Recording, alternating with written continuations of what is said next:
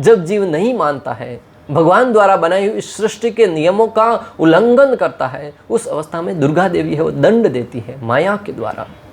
इस सृष्टि में जिस देश में हम रहते हैं, जिस राष्ट्र में रहते हैं, जिस राज्य में रहते हैं, वहाँ के कुछ नियम होते हैं।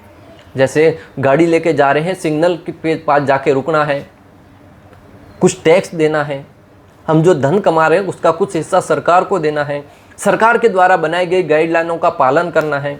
जब जीव उसका पालन नहीं करता तो सरकार के नियमों द्वारा दंडित होता है। आजकल तो कहीं हर जगह रोड पर कैमरे लगे हुए, सीसीटीवी कैमरे। अगर कोई सिग्नल तोड़ के जाता भी है तो सबूत के साथ, फोटो के साथ आपको भेज दिया जाता कि आपने ये सिग्नल तोड़ा था। अगर कोई व्यक्ति अपराध भी करता है, आज विशेष रूप से जो अपराध करते हैं ना, सीसीटीवी कैमरों का जो जाल लगा हुआ है उसके द्वारा कहीं भी पकड़े जाते हैं। वो कहता है कि मैं उस दिन उस व्यक्ति से मिला ही नहीं था, उस दिन मैं उस स्थान पे उपस्थित ही नहीं था, परंतु सीसीटीवी कैमरे कुछ ही क्षण के सामने दूध का दूध और पानी का पानी कर लेते हैं। ये सरकार की संरचना है, सरकार के नियम है, जिसका उल्लंघन करने पर व्यक्ति को जेल में जाना पड़ता है। उसी भांति भक्तों, भगवान की सृष्टि के भी कुछ नियम हैं। उनके जेलर कौन है? मुख्य दुर्गा देवी है, जो हाथ में हमेशा तलवार लिए रहती है। अगर कोई व्यक्ति उन नियमों को तोड़ता है तो दुर्गा देवी के दंड से उसे दंडित होना पड़ता है। और उस अवस्था में व्यक्ति है वो इस जगत के जो नियम है उससे तो कुछ दंड, आपको 500-1000 रुपया फाइन भरना पड़ेगा या कुछ वर्षों तक जेल में रहना पड़ेगा, परंतु दुर्गा देवी का जो दंड पड़ता है ना भक्तों, व्यक्ति कई बार तो जीवन से ही हाथ धो बैठता है। और तीसरी शक्ति है तटस्थता शक्ति। तटस्थता शक्ति में जीव आते हैं, आप और हम, जो हम तटस्थ रहकर, जो या तो बहिरंगा शक्ति के अंडर में रहेंगे या अंतरंगा शक्ति के अंडर में रहेंगे। निश्चय आपको करना है, भगवान ने आपको तटस्थ रखा है, किसी प्रकार का कोई जोर जबरदस्ती नहीं। जीव जैसा चाहता है वैसा, जैसी शरणागति स्वीकार कर सकता है। अगर आप स्वेच्छा से श्रीमती राधा रानी के शरणों में जाकर भक्ति स्वीकार करते हैं, तब तो दुर्गा देवी के प्रहार से आप बच जाएंगे, क्योंकि भगवान श्री कृष्ण के सानिध्य में आप जा रहे हैं। शास्त्रों में अनेक दृष्टांत आते हैं भक्तों, जो व्यक्ति भगवान श्री विष्णु की भक्ति करता है, यमराज के दूत भी उसके पास स्पर्श तक नहीं करते। जिस व्यक्ति ने कंठी माला धारण करके रखी है, उस व्यक्ति के पास यमदूत नजदीक भी नहीं भटकते हैं, उसको लेके जाना तो दूर की बात है भक्तों।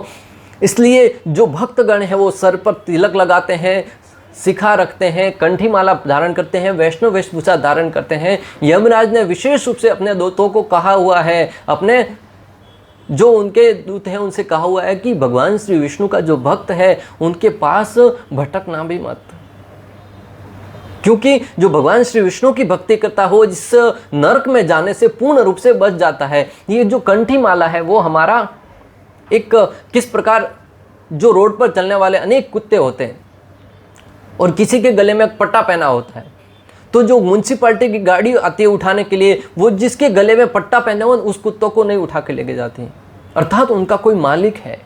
उसी भांति जो वैष्णव जन है वो भगवान श्री विष्णु के अंदर में है, भगवान श्री विष्णु का सानिध्य प्राप्त किए हैं, भगवान श्री विष्णु को अपना स्वामी मानते हैं और उनका ये गले में कंठी माला धारण की, अर्थात हम भगवान का दासत्व स्वीकार किए हैं। और जो भगवान श्री विष्णु का, श्री कृष्ण का दासत्व स्वीकार नहीं करते हैं, उनको माया देवी के अंडर में धकेल दिया जाता है और उनको फिर अनेक प्रकार की यातनाएं दी जाती है, अनेक प्रकार की सजाएं दी जाती हैं जब वो गलत कार्य करते हैं। और भक्त तो भक्ति स्वीकार करने के उपरांत भगवान के नियमों के अनुसार ही कार्य करते हैं, वो तो कोई गलत कार्य करते ही नहीं। मात्र भक्तों, कंठी माला पहनना भक्ति नहीं है। कंठी माला वही व्यक्ति पहन सकता है जो 4 नियमों का पालन करता है। नशा नहीं करना, जुआ नहीं खेलना, मांसाहार नहीं करना, परस्त्री संग नहीं करना। और जो नियमों का पालन करता है वो 16 माला जप भी प्रतिदिन करेगा, और जो 16 माला जप करेगा उसका हृदय धीरे धीरे शुद्ध होता जाएगा, और शुद्ध हृदय से कभी गलत कार्य कर ही नहीं सकता। इसलिए अभी आपके ऊपर निर्भर है कि आप किसके शरण में जाना चाहते हैं। आप तटस्थ हैं पूर्ण रूप से। अगर आप माया देवी के संरक्षण में, अगर आप राधा रानी के संरक्षण में चले जाते हैं अंतरंगा शक्ति के, तब माया देवी से बच जाएंगे। आप अगर उनके शरण में नहीं गए तो फिर माया देवी के शरण में जाना पड़ेगा, और उस अवस्था में फिर अनेक प्रकार के दंडों का वर्णन अनेक शास्त्रों में आता है, गरुड़ पुराण में आता है, और कि जो व्यक्ति गलत कार्य करते हैं उनके दंडों की सज़ा क्या है। और उन नरकों के विषय में अगर आप पढ़ेंगे ना तो भक्तों आपकी रूह कांप जाएगी। आपके हमारे हाथ में थोड़ी सी चोट लग जाती है या कभी जल जाता है तो हम दर्द के मारे कर्रा उठते हैं।